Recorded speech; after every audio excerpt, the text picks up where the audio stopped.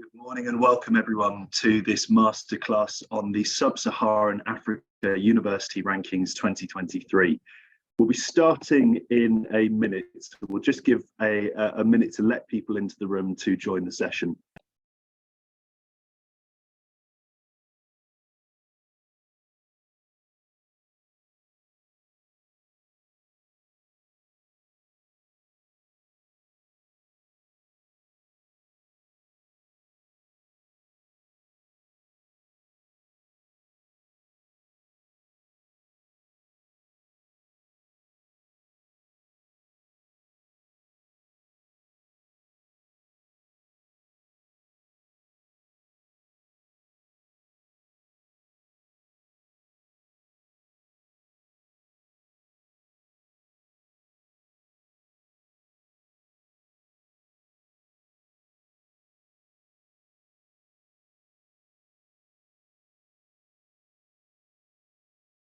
Morning again, everyone, and welcome again to the masterclass on the Sub-Saharan Africa University Rankings.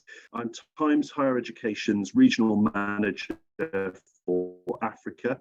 I'm delighted to be joined by my colleagues Binta Hussaini, the ranking owner for the SSA ranking, and Duncan Ross, THE's Chief Data Officer. Thank you again for taking the time out of your busy schedules for making this masterclass. I'd like to pass over to Duncan for some open. Thank you very much, Tristan. And once more, thank you all for joining us on this masterclass.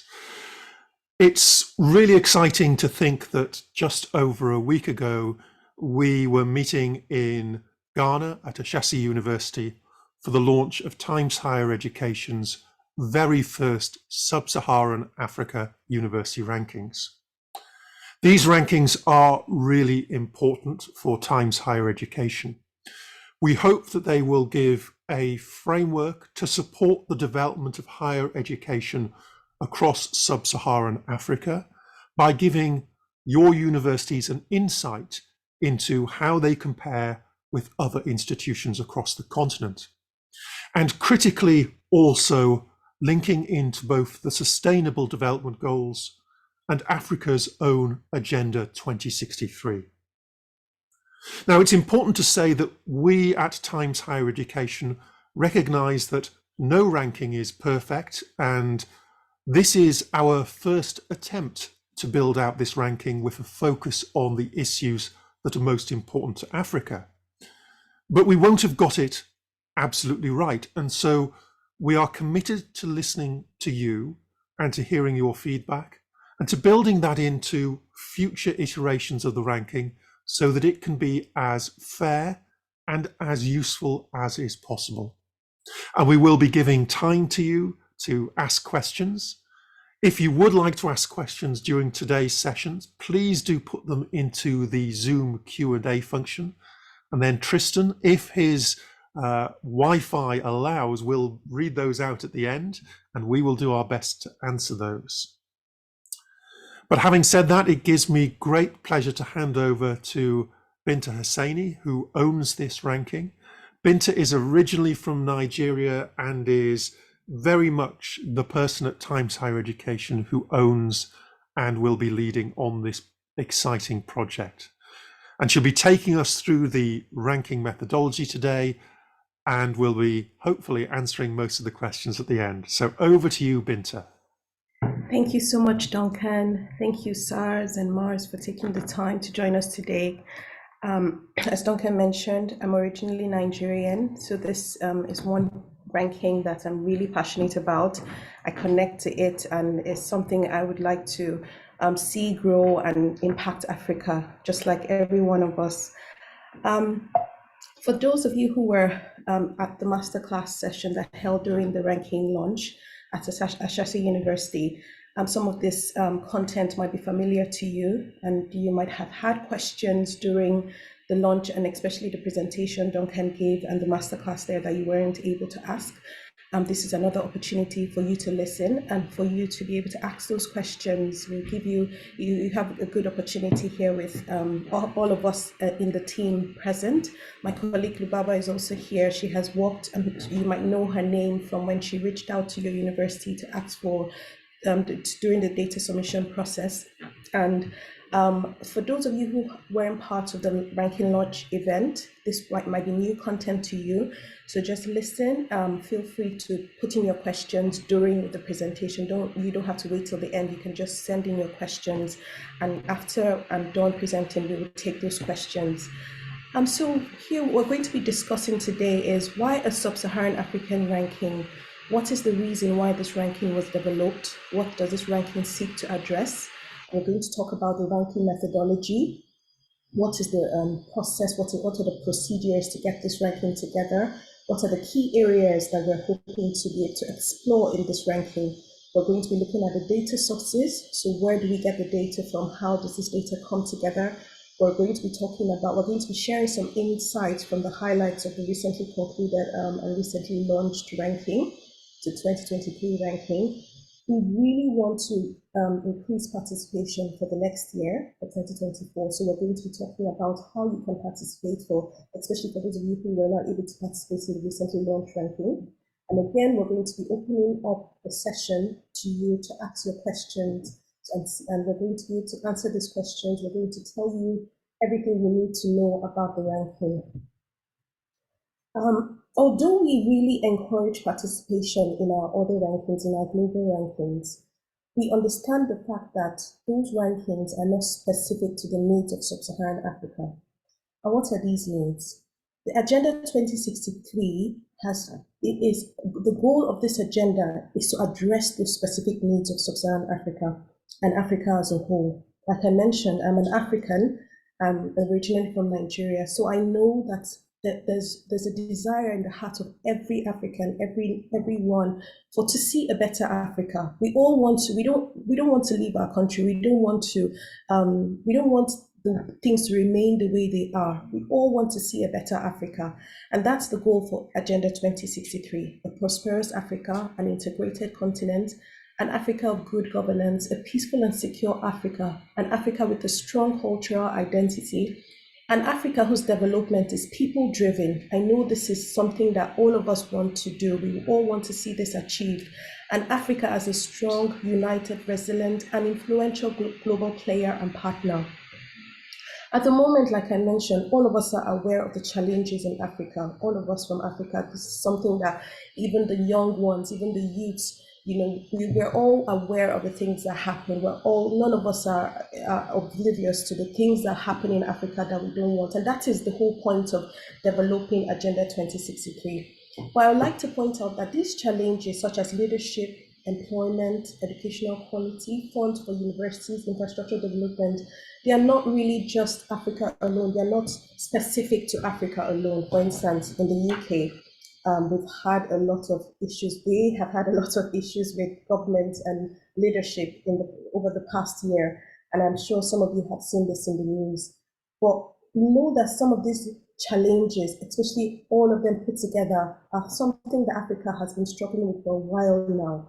But the real question here is, what can universities do to help? What can your university do to make this better? We are all aware of the challenges, we are aware of the goal where Africa wants to get to, but what can you do as an institution to help? And then how can this impact that you plan to make or you want to make, how can it be measured? If you're able to find a way of actually contributing to make Africa better, how do we measure your contribution? How do you compare your contribution to other universities that might be doing better? If you identify a university that is actually making better contribution, maybe because of our ranking, the recently contributed ranking and launch ranking, there are universities within the top 10. And you might be looking at that and thinking to yourself, or thinking as an institution, how do we improve our performance to get into that category of the top 10? We're here to help, and this is the aim of this ranking. How do you benchmark against your peers? Moving on, another reason why this ranking has been developed, it ties in with THE's mission. Our mission is to help universities understand their position against their mission. That is the reason why we do rankings. We don't just produce them just to get our names out there, but we really want to help universities understand their position against their mission. Every university has its own mission, and I'm sure yours does. And you would want any organization that can help you, or any system that can help you to be able to achieve this mission. We want to help students find and access the universities that best suit their abilities and aspirations. This is the reason why we do the university rankings. We want to help higher education deliver transformational teaching, research, and innovation. And these all tie in with the goal and the objective of the Sub-Saharan African University Ranking. Africa's higher education is unique, like we've talked about. There's so much capacity, there's so much potential in the higher educational sector of Nigeria, of Africa. I particularly had my first undergraduate degree in Nigeria, and I know that despite the fact that there are challenges, there's a lot that is being done there. There's a lot that this is even contributing globally, the educational and the higher educational system in Nigeria. A lot of us come from those institutions, and we go to different countries and we do very well, we perform very well, we make a lot of impact, but there isn't enough data to show the unique features of Africa's higher education. The map on the left is the THE Impact Ranking 2023. You can see from the map that although there are countries that have data, so the countries that have color codes, there's a scale from 35 to 5. So this is actually the participation rate for the THE Impact Rankings. You can see that there are a few countries that are participating, but there are a lot of countries that there's no data at all for. And this shows that there's no data. We're not able to measure what's going on in those countries in terms of the impact ranking. But this isn't specific to us at THE alone. It's not specific to THE's rankings or THE's data collection. If we look at the left, this is the map on the right, sorry, is the UNESCO's World Higher Education Conference report from 2022. We see there's a similar situation. There's a lot of spaces within the map to show that there isn't enough data coverage for higher education in Africa. Moving on to talk about the methodology. So I've told you that one of the things we're going to be talking about is the methodology, but we're going to start by talking about how the methodology was developed. I know this is important to anyone that wants to participate in this ranking or has participated. You might be wondering, well, what are all these measures? How did you even come about them? Why were you just sitting here in London and making up measures, or putting together these measures for Africa? The answer is no. Despite the fact that like I mentioned, I am from Africa. I actually had my undergraduate degree in Africa. We haven't developed this ranking methodology all by ourselves. The initial work was put in by African higher organizations, led by Ashesi University. There were a group of consortium and higher education organizations that came together to begin the initial preparation for this ranking, and the initial development, the initial thought process of why do we need this ranking, why do we want this ranking, and all that started in Africa. And they came together. There were some ground research that were done. We were also part of the ground research, and a survey was done of the general public in Africa. So the on-ground research you see here in the second actually refers to a survey that was carried out to find out the opinions of people in Africa. We asked specific questions in this survey. One of the questions was, what are the challenges in Africa? And there were a list of answers. Most of the answers, of course, had to do with the challenges that we've already discussed here: leadership, employment, those challenges that we are aware of and are common. None of it was groundbreaking. None of the insights that came from the survey was something that all of us aren't aware of. Another thing that we've asked in the survey is, what can universities do to help? And this is the whole point of this ranking. What can universities do to make an impact? And a lot of the participants came back to say universities can help by equipping the students with the necessary skills they need. So one of the main challenges I know, as being from Africa myself, is students go through the whole process of looking for admission, getting into school, and then the next thing is, how do we get a job? A lot of people are home. A lot of students are looking for a way to be employed. And a lot of students are not even feeling like they're equipped. That's my personal experience. I'm not drawing any generalizations, but from my own personal experience, people are wondering, how can I be equipped to even do stuff for myself, to be an entrepreneur, to contribute to the whole society? And this is one of the things that this is one of the insights that we got from that survey. A lot of the participants were saying, we want universities to equip students with the necessary skills they need to be better when they come out of school, to be entrepreneurs, to be able to secure jobs. Another important insight we got is that universities need to have enough funds. They need to be stable. There are lots of strike actions, especially from where I come from in Nigeria. Through the session, through the whole academic year, there might be 2 or 3 strikes. So there's a lot to contribute by universities. Another main thing that has gone into the methodology for this ranking is THE's experience, THE's decades of experience of developing rankings.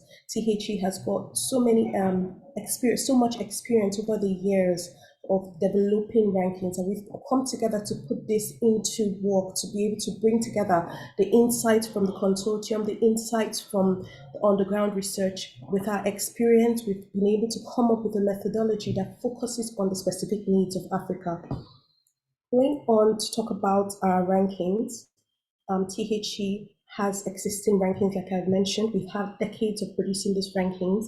We have the teaching rankings. We have the research rankings at the World University rankings, which you might be familiar with. We have the impact ranking, which is also one that you might be familiar with. The good thing here is that if you don't participate in any of our global rankings, this is a good opportunity, because the Sub-Saharan Africa actually uses a hybrid methodology. So a methodology that covers all elements of all the existing ranking that THE has. So we've asked questions that actually come from some of these, all of this ranking. So if you want to grow data capabilities to be able to participate in any of our existing rankings, participating in the Sub-Saharan African ranking is a very good way to do that. And we encourage participation. If you haven't participated and you have any questions that have kept you back from participating in the previous ranking, please go ahead and ask them. I will be very much willing to help you.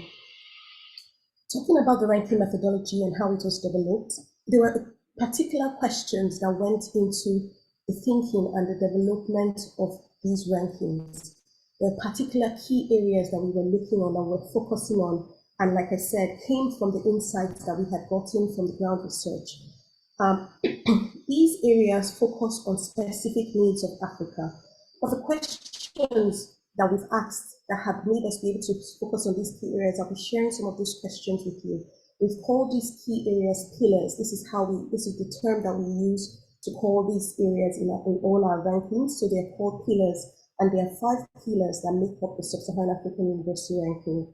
The first pillar is the resource and finance. For the resource and finance, like the name implies, we're looking at the resource of this university, the capabilities of this university. What capabilities, what does this university have at its disposal to be able to provide quality education? What are the resources that this university has? And the goal here is we want this to move this university from wherever it is in a state where it has very much enough resources to move it to a place where it is financially stable, where it is an institution that is able to provide a high quality learning experience. That is the goal for this pillar. We've also put together a pillar called access and fairness. Again, the name points to the fact that this pillar focuses on equality.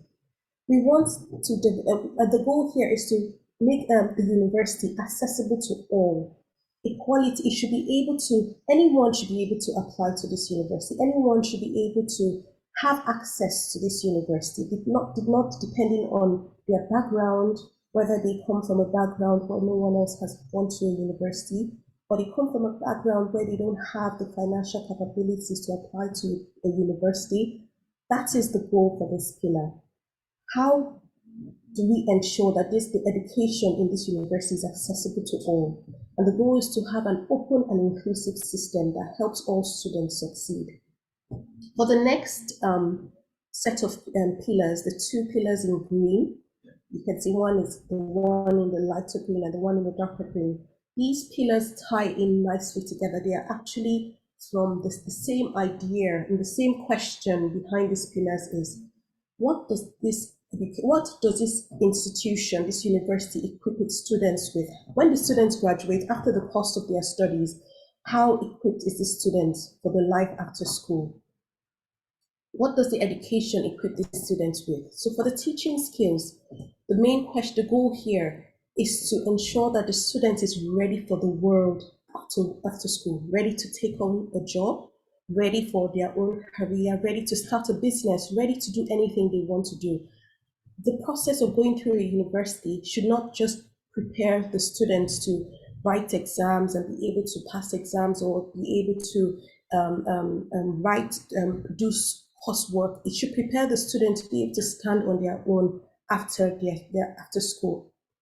The second pillar, the student engagement, the goal here is to prepare the student to be an engaged citizen, so not just to be employable, not just to focus on employability, which is one of the things that a lot of youths in Nigeria or in Africa, in Sub-Saharan Africa, focused on. I'm saying Nigeria, sorry, because that is where I'm from and that is where I have lots of information from. But not Nigeria, in Sub-Saharan Africa. This ranking aims to impact the whole of Sub-Saharan Africa. And the goal here is, how can we make these students better citizens? So we've talked about the challenges in the continent, in the region. We've talked about the challenges of leadership. We've talked about the challenges of employment.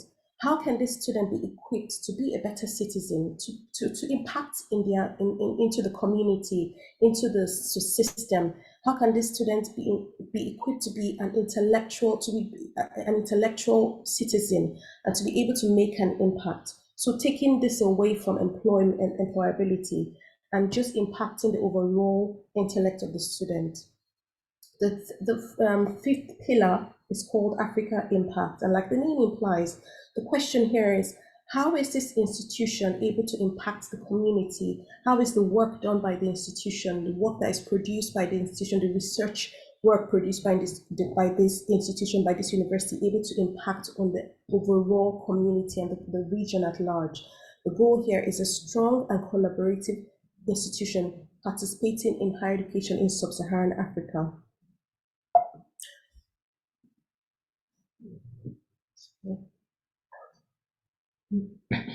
So here we're going to look at the metrics for this year, the metrics that we've got put together to fit into these pillars. I would like to highlight that each of these pillars has its own metrics, a set of measures that we've put together to make up the measures for the pillar. And these have been used through the year for this the recently launched 2023 ranking. This is subject to review, like as Duncan mentioned at the beginning.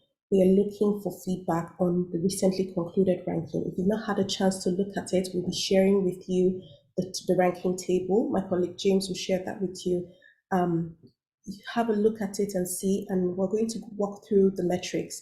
And like Duncan mentioned, we're looking for feedback and we're looking to review the methodology. So please save all your questions as I go through them. So we've looked at the resource and finance. We've looked at what this aims to accomplish. We looked at the question that this hopes to answer. And then the metrics within this pillar tie in nicely with the overall question of the pillar. I'm going to just run through them. So we have the faculty to student ratio.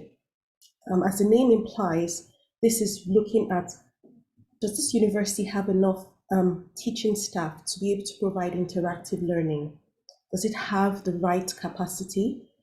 The finance per student, as the name implies, does this university have enough income, enough money to be able to cater to the needs of the students?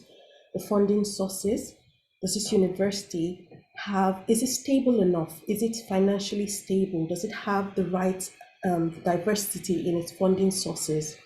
Continuous professional development. How are the teaching staff at this university? How is the faculty? How are the lecturers? How are their capacity developed? How are they being developed professionally? Mental health counseling. How are the students in the university receiving any form of mental health support? We look at facilities, and I would like to point out that some of these metrics actually come from questions that we've asked the students directly. So I'll share with you the data sources, and you see that some of the data comes directly from the students. We've asked the students, for those of you who have participated in the recently launched rankings, you know that we've actually asked the students specific questions that have fed into producing some of these metrics. So facilities is one of them. Like the name implies, this directly relates to the facilities within this university. So the question here is the facilities in this university, do the students feel that the facilities in this university provides them with the learning environment that is conducive? So the accommodation, the library, the different resources, the laboratories, all that this university has, is it enough to provide them with the right learning environment? We talked about the access and fairness pillar, and here we'll be looking at the metrics within this pillar. Like I said, the access and fairness focuses on equality. How accessible is this university to the general public, to the person from a very low income background? That's the low income students receiving financial aid. How is this university considering students from low income backgrounds? Proportion of first generation students. I'd like to point out that these metrics we've tied in these metrics to the Africa's Agenda 2063 and also to the global SDGs. So the low income students receiving financial aid ties in directly with the agenda, the Africa's Agenda 2063 Aspiration 1, and with the global SDGs 1, SDG 1. So the proportion of first generation students, how many is this university considering first generation students, the proportion of female graduates. This ties in with SDG 5, which deals with gender equality. It ties in with Africa's Agenda 2063-6, which deals with increasing ensuring that there's gender equality. Affordability. How affordable is this university? How accessible is it to people who are not able to who do not have enough to afford very high education? How affordable is it to the general public? The disability support deals with the support that this university provides to people who are disabled, people who are not able to access, who need this service. Accessible facilities. Does this university have facilities for people who are not able to move around like the general, does it have a ramp for people who need a wheelchair? Does this university, specific questions that deal with ensuring that everyone is able to access the services, everyone is open to everyone is considered in this university. The teaching skills, like we talked about, focuses on the skills that the student is developing while in this university. So like I shared with you in some of the insights that we had gotten from the survey, where we asked what are the challenges in Africa and what can universities do to help. One of the main top areas that was identified as what universities can do to help is to prepare the students, to be able to prepare the students by ensuring they have the necessary skills for work, for life after school, to be able to work or to be able to develop their career. So that is a specific thing this teaching skills pillar deals with. Are the students getting enough practical experience? Are they getting enough experiential learning? Experiential learning specifically deals with the work experience that a student is getting while during their course. Are they getting any work experience? Are they being exposed to the work environment? Are they learning anything that aside the theory? I know a lot of universities might focus a lot on making sure there's enough coursework, there's enough theory, but is the student able to be exposed to developing work experience? Practical courses, again, like the name implies, is dealing specifically with the practical course content that the student is being exposed to. So there are a lot of, I know a lot of STEM courses have practical course content, but how much of this is the student being exposed to? And besides the STEM courses, there are a lot of other practical course contents that can apply to other fields that are not STEM as well. And then we talk about career guidance. This specifically deals with what is the university doing anything to help the students secure jobs after school? Is it exposing them? Is it giving them guidance? Is it helping them as little as helping them to know how to write a CV? Is there anything like that? Or advising them about is there any support at all to help the student to know how to get a job after school? Is it exposing them to career job fairs? Is there any service at all that this university is providing? Employability deals directly, like I said, there's some questions that we've directly asked students. This is one of them. We're asking students here, do you believe that this university is helping you to secure a job after school? Is it in terms of their course content, in terms of access to facilities, or to anything at all that will help you secure a job after school? We're also looking at the course quality. What is the quality of the course? One of the things we also got as feedback from as insights from the survey is a lot of participants were saying the universities need to revise their curriculum. If they revise their curriculum and their curriculums are standard, this can impact on solving some of the challenges in Africa. So what is the quality of the course? Is there any revision to the curriculum at all? Student engagement here focuses on, like I mentioned earlier, this is preparing the student to be a better citizen, to be an intellectual person. And is this university doing anything to help to resolve the leadership problem that we see as a global problem, specifically for the needs of Africa? Is this university providing elected representation from student body? Is it supporting the students in terms of their student union? Is there an existing student union that can help to contribute to the system in the university? Is this teaching engagement? Are the students engaged to be able to, through teaching? Is there interaction with peers and faculty? These all help to prepare the student, we believe, and we understand that these, from our experience, that these are metrics that can help to prepare the student to be a better citizen, to be an intellectual citizen. And like I mentioned about the Africa Impact, it focuses on the research work and the overall impact that this university is able to make to the society. So Africa research citations, how much work is done in relation to Africa, how much work from this university impacts on Africa, the research co-authorship, how much collaboration is there between the researchers at this university and the researchers at other universities. The policy and lawmakers outreach and education. This deals directly, this ties in directly with SDG 16, which deals with governance and a peaceful society. How much is this university contributing to the leadership in the country, to governance? Now, these pillars these metrics all make up, these are the pillars and metrics that make up this ranking. Please, I'd just like to remind you, if you have any questions, please just leave them. You can go ahead and type them in the Q&A even before the presentation is over.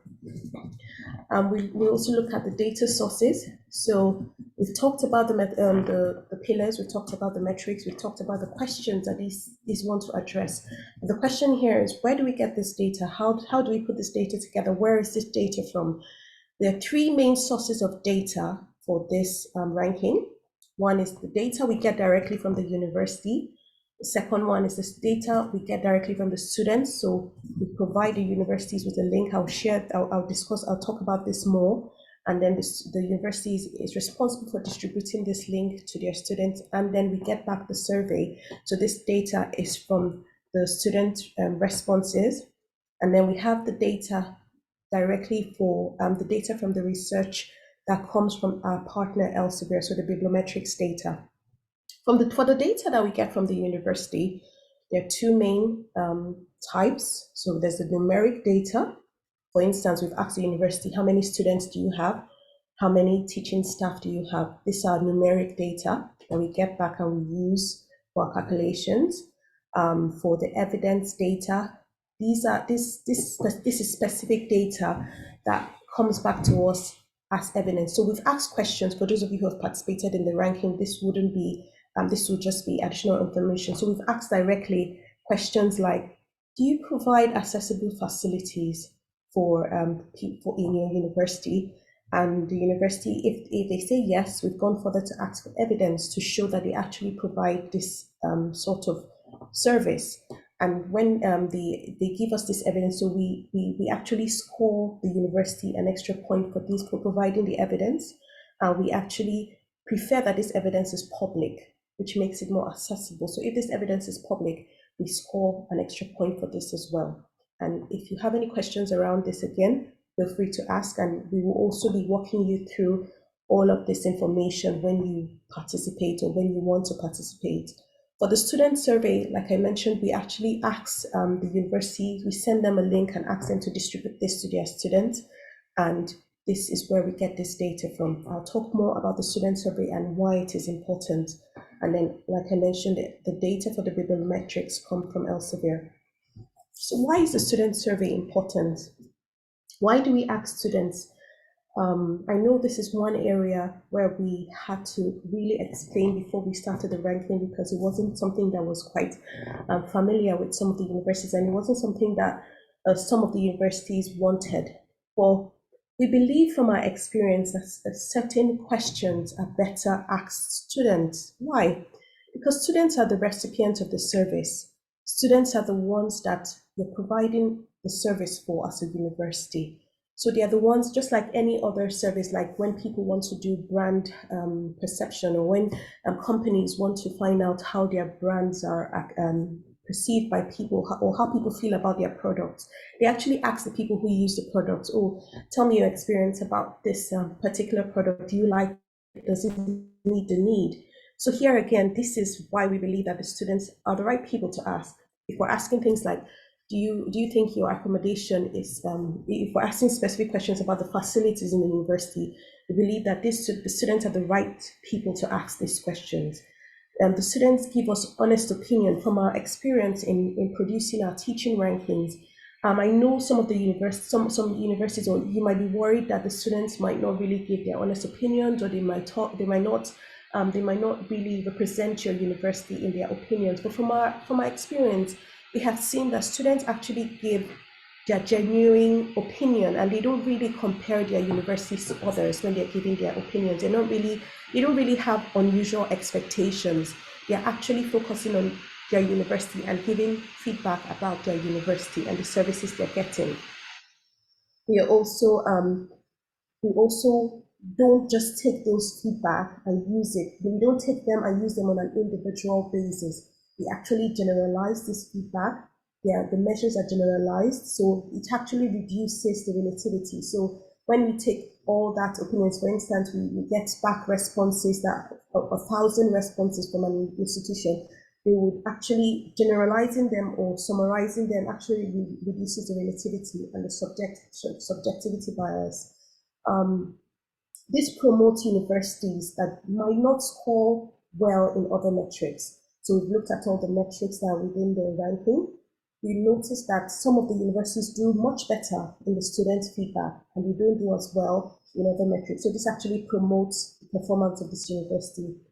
The student feedbacks are not opinions. We don't take them as opinions, or we actually get this feedback. We allow the students to choose from a range of 0 to 10. So if we're asking them questions, each of the questions actually range, the choices range from 0 to 10. 0 being the least applicable and 10 being the most applicable. So these are not just gotten back as opinions, but as ratings. So moving on, we want to talk to you about what we have done this year. So in the 2023 ranking, we did a student survey, like I mentioned, but we would like to explain the process that we used in actually using this student survey. So for those of you who are familiar with the ranking and were able to participate, you might be aware of, you will be aware of the fact that we have used at least 50 valid student responses for our survey metrics. We haven't been able to rank universities that had less than 50 valid responses.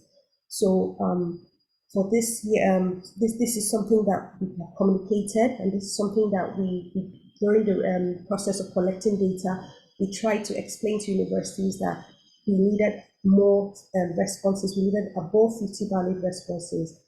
But we've gone on to provide pillar scores for these universities. So these universities actually are within the ranking table. If you look at the ranking table, which is published online on our website, you will see that universities who haven't had up to 50 valid responses do not have a rank, but they do have pillar scores. They have scores for all the 5 pillars.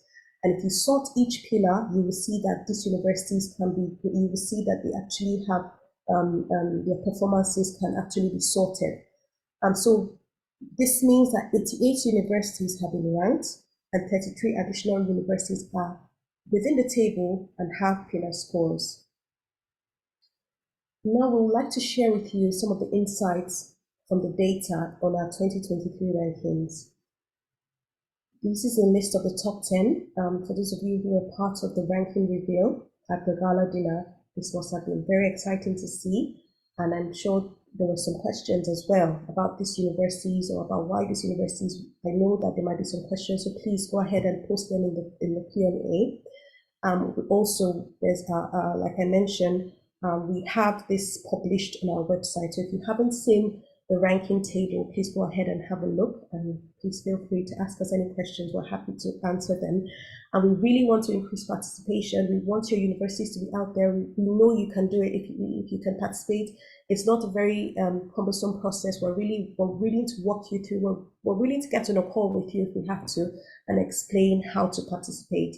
So these are the universities within the top 10. As you can see on the right, they're all from different countries. The top 10 is not dominated by a specific country, although there are 4 universities from South Africa, but we've got Tanzania having 2 universities, we've got Nigeria, we've got Rwanda, we've got Ghana, and 7 of these universities are public and 3 are private. We're also willing to work with your university to see how you can increase your performance and fit within the top 10, or to benchmark you against any of these universities if that is a service that you would like. Where are participating universities from? Like I've mentioned, we have 121 universities participating in this first round of the ranking. We have a majority of them from Nigeria. We've got universities from Ethiopia, from Ghana, from Kenya, and from South Africa. These are the top, the universities with the largest number, but there are other universities. We've got about 20 countries represented in this first ranking. Moving on, we're looking at some of the insights from the data. These are the 5 pillars that we've looked at. We've looked at each of these pillars and the metrics that are within these pillars. I'd like to explain what this chart is about, just for anyone who might be part of this call and webinar who doesn't really understand what box plots are all about. So a box plot is just a nice way of summarizing the data. It's just helps you to understand what the maximum of the data is. So the top the top part of the plot, where you have a line and a long line joining the rectangle and the top part is actually the maximum point of the data, and then the top of the rectangle is just the upper quartile. The bottom of the rectangle is the lower quartile. The line that goes in the middle of the rectangle is the median of the data, and then the whisker at the bottom is the minimum. So here we have the data for all 5 pillars, like I mentioned, and you can see the legends at the right showing the countries. These are the countries that had more than 5 universities participating, and you see that the red one is South Africa, and the fact that South Africa is at the top of I think 3 of the pillars, so resource and finance, access and fairness, Africa impact, shows that they have actually performed well in these pillars, within these pillars. But we can also see Ghana at the top of the teaching skills and the student engagement. I'd like to point out that these are few universities, and these are averages of these universities. They're actually, this point where South Africa is, Ghana, they're actually the average. And you can see South Africa has got 14 universities, so this is the average of this university. So it doesn't tell you the general performance it doesn't really highlight the fact that South Africa is overall better. The universities within South Africa that have done well, there are some who haven't done as well. The universities within each country as well, that, so it's just actually the average score. So moving on, here we can see this line shows the general performance of South Africa across five of the pillars. It shows, and then this shows the general performance of the yellow line shows the general performance of Ghana across these 5 pillars. Overall, in the ranking, we see that the public universities have done better. Again, this is the average score, the average of the public universities and the average of the private universities. We see that on average, public universities have done better than private universities in this first ranking, in this first year of the ranking. And the question here is why? In what areas is the public better? In what areas is the private better? And like I said, this is the average, so it's not a general. Within that group of the public and private, there are private universities that have done well, like we saw in the top 10, and there are public universities that have done well. The question is, in what area did the public universities do better? Looking at this box plot again, we can see that if we're focusing on the maximum and on the median, we see that for the maximum, there has been the performance has been, so we can see that the top, from just the blue line highlights the maximum for the public, while the yellow line highlights the maximum for the privates. And we can see that the maximum for the public actually cuts across most of the pillars, while the maximum for the private goes a bit lower and quite significantly lower than publics in the access and fairness and in the Africa impact, especially for the Africa impact, where you see that there's actually quite some difference. Again, pointed to the fact that in terms of research, in terms of contribution to the society, where we saw in the metrics that refers specifically to contribution to government, so the policy and lawmakers outreach, and then in terms of the research work, the publics have actually done better. When we focus on the median, so the median again is the line that goes in the middle of the box, in the rectangle. If we focus on the median, we see that the Africa impact is one where the public universities have done much better. And then also, it's important to highlight here that in the teaching skills, the private universities are actually doing better in the teaching skills than the public universities. Again, this can be drawn from the fact that most of the private universities are focusing more on building entrepreneurial related courses, so courses focusing directly on building teaching skills. So this just the lines taking away the box plot actually highlights just what we've explained. It actually highlights the maximum and the median for both the publics and the private, and you can see clearly how this differ. You see the teaching in terms of the teaching skills. You see how the public and the private universities have done better because the red line goes above the purple one, and while in the others it's been only the purple line, the purple spots ahead. So here we see insights from the student survey. We've talked about the student survey, we've talked about why it's important. This result is the result for this year's ranking, the 2023 ranking. And we've seen here, one of the things I would like to go right ahead and highlight to you from this result is that the fact that students from Sub-Saharan African universities actually would recommend their universities to others. So we've asked directly in this. So these all highlight the questions we've asked. These are the summary, the labels for each of the box plots is a summary of the questions. So we've asked questions around curriculum revision. We've asked questions around facilities, accommodation, teaching. We've asked directly if the learning is interactive. We've asked if the students believe that they have collaborative learning, if they believe that their learning helps them to be critical in their thinking. We've asked if their learning challenges them. We've asked if it helps them if there's opportunity to apply their learning. We've asked if there's connections between their learning and the real world.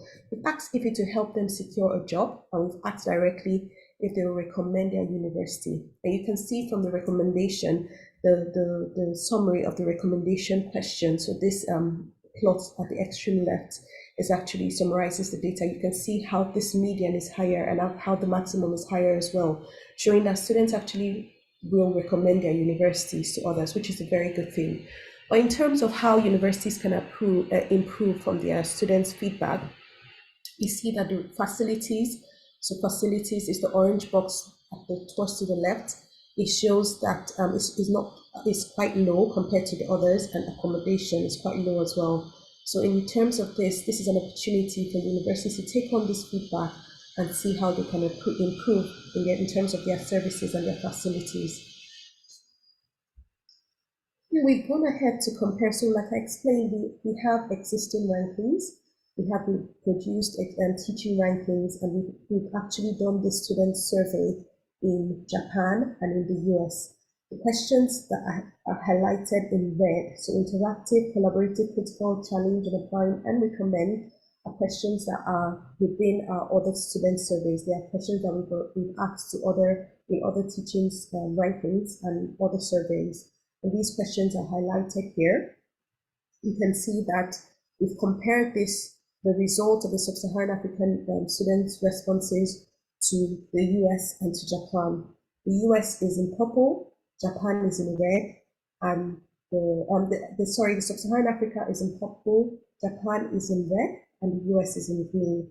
I'd just like to point out something here, that the US, from our experience in working with the US and from our experience with doing surveys within the US, we have come to understand that the US has a lot of, the opinions are very positive. They're always very positive, very happy about stuff. So that's why you can see that most of their responses are quite high. So don't take this with a pinch of salt. Don't have this side by side in comparison to the performance or the feedback received from the Sub-Saharan Africa. One thing to point out here is that in terms of how Sub-Saharan African universities can improve, if we take a look at the overall performance compared to Japan, so Japan is in red, we see that Sub-Saharan Africa has done better. So focusing on the median, again, the line in the middle of the box, we see in applying learning, Sub-Saharan Africa is higher than Japan. In collaborative learning, again, Sub-Saharan Africa is doing better. Critical thinking, in interactions, and in recommend. Or in terms of challenge, you can see that Japan is significantly higher, or a bit higher than Sub-Saharan Africa. So this is something universities can take on as feedback. Again, this connects to the opinions from the participants of the survey about how they believe they want more challenges. They want universities to equip students with more so that they can do more in their life after school. So again, this is something that we see that universities can do to improve from our findings. So moving on to participation, like I mentioned, we really want to increase participation for this year. We see the potentials in this ranking. This ranking has a lot of potentials in terms of how it can impact on Africa, on Sub-Saharan Africa, and the different countries within that region. So we really want you to participate. If you are not already participating, we see this as an opportunity for your university, and we want you to participate this year. We're willing to help you. This ranking is open to every Sub-Saharan African university within the region that teaches at an undergraduate level. And there's no minimum publication volume like our world and university rankings. So there's no limit. It's just like our impact rankings. And again, this is an opportunity for you to participate in the global impact rankings. Those deal directly with impact as well, and we encourage you to participate. And this participating in the Sub-Saharan African ranking will give you the necessary data capabilities for you to participate in the world impact ranking. We look to help you. We look to give you more guidance if you would like to participate. However, I would like to point out that we will be doing a student survey, so you will need to distribute this survey to your students, and there's we require a minimum of 50 valid student survey responses. Universities will be provided with a link to distribute the student survey.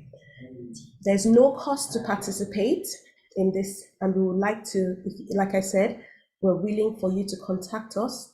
We're here to listen to you. Send us an email. We'll respond to you as quickly as possible and give you more information. For the next steps, we've talked to you about the methodology that we've used this year. We're looking for feedback. We see this first ranking as more of a pilot.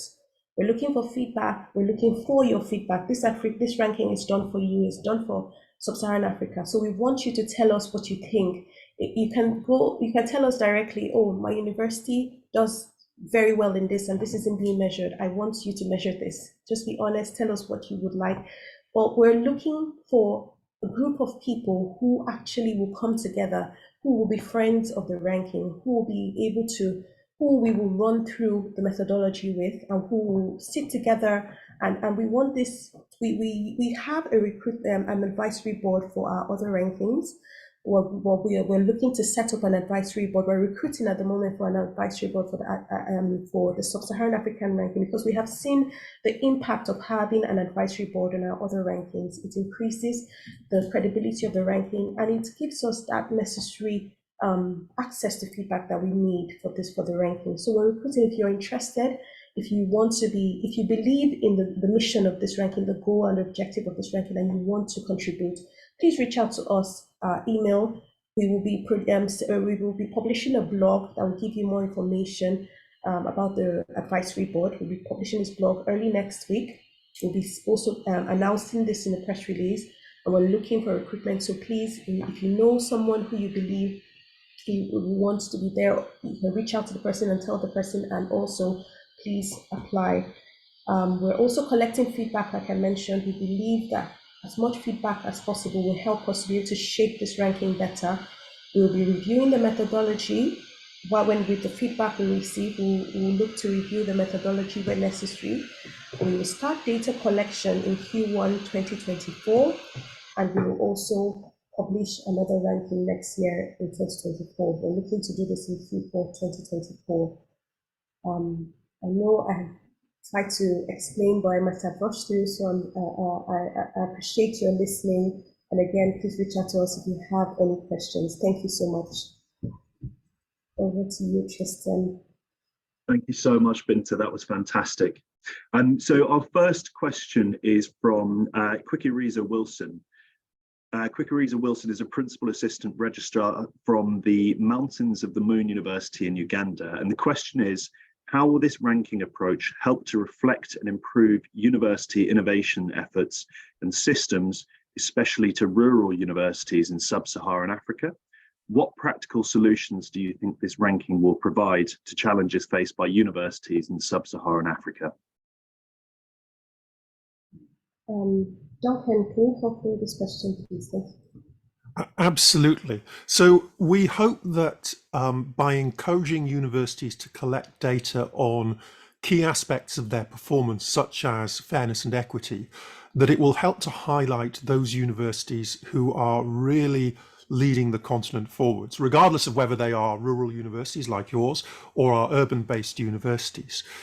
Some of the things that we see in the data that we've already gathered indicate some of the challenges, but also some of the opportunities that African institutions can both face and bring to bear on this. So we hope that this approach of information sharing, information gathering will start to highlight those opportunities. This isn't by any means the solution to everything, but we hope it could be part of that journey that universities are taking. Thank you, Duncan.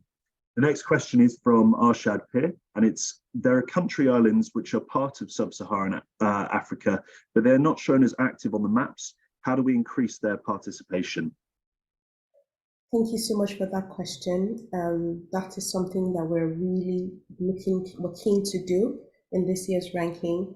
We'll be reaching out to universities within those countries. We actually have a target list to reach out to those universities. So we'll be sending out emails to those universities. We'll also be reaching out to as many organizations that have links to universities as possible. So we're going to do everything. We're going to have another masterclass session to talk to universities about participation. So we look to increase participation to reach out to all those areas within the map, like you saw. and we would certainly welcome participation from all universities. We're especially grateful for those universities who chose to participate in the very first Sub-Saharan African ranking. We know that that initial step can be quite a scary thing for universities to undertake. But we hope that by doing this, having the first iteration, even though we know there are going to be improvements in the future, that this helps to show universities the potential benefits of participating, and that it will encourage universities from across the continent to participate. So if you're interested, if you're not already part of the rankings, please do reach out to us, and we will make sure that you have all of the information that you might want in order to be able to make a decision. Thanks, Duncan. Another question from Kwikiriza, which is quite similar. What's in the plan to have more Ugandan universities included in the ranking? I think we've probably covered that one, so I'll move on to the next one from Abdul Karim Jama. Undergraduate research is an important skill for student employability, but has not been used in the ranking. I guess, could I get some comments from you on that one, please? Okay, sorry, Duncan. Yes, please. I was thinking about jumping in there, but over to you, Binta. Okay. So yes, that's right. This is important. We've looked at a metrics that focuses on research, but we see that there's room for improvement, and this is why we are actually looking for feedback, and this is why we've actually put into consideration metrics, the fact that we're going to be gathering feedback and reviewing the methodology. So we welcome your feedback. This is something that is important, and we although we have considered this, we've not been able to cover all the areas within the methodology, but we're looking for feedback, and we're hoping that in the next year of the ranking, we will take on as much feedback, as much changes as possible in the methodology. I think, just to add to that, one of the big challenges, obviously, in building out a ranking is balancing how much we might like to measure something against how it is possible to gather that data in a consistent way. So, for example, another thing that we would be really interested in is measures of graduate employment, but we know that that's a really, really difficult thing to measure consistently in different countries. So these are things that we have to bear in mind when we're designing metrics, that balance between feasibility and desirability. Thank you so much. And that's all the questions that we have in the chat today. But I think we'd all encourage you to please reach out to us and contact with anything you'd like us to follow up on. So thank you so much, everyone. And on behalf of Times Higher Education, once more, thank you for your participation, both in this masterclass and for those of you who participate in the ranking. We look forward to meeting many of you in person in the future. Thank you very much. Thank you very much. Bye.